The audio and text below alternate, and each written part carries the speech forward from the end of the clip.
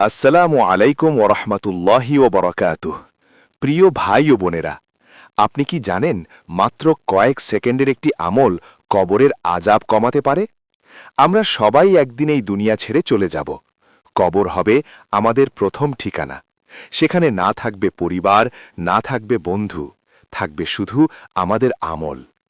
একবার মুহাম্মদ সাল্লাল্লাহু আলাইহি ওয়াসাল্লাম দুটি কবরের পাশ দিয়ে যাচ্ছিলেন। তিনি বললেন, এই দুজন শাস্তি পাচ্ছে, কিন্তু বড় কোনো গুনাহের জন্য নয়। একজন পবিত্রতার ব্যাপারে অসাবধান ছিল, আরেকজন মানুষের মাঝে চগলখড়ি করত। এরপর রসূল সাল্লাল্লাহু আলাইহি ওয়াসাল্লাম একটি খেজুরের ডাল এনে দুই ভাগ করে দুটি কবরের ওপর রাখলেন। তিনি বললেন, যতক্ষণ এই ডাল শুকাবে না ততক্ষণ তাদের শাস্তি কিছুটা হালকা হবে। ভাবুন, ছোট গুনাহ কত ভয়ঙ্কর হতে পারে, আর ছোট আমলও কত বড় রহমতের কারণ হতে পারে। তাই আজ থেকেই একটি সহজ আমল শুরু করুন।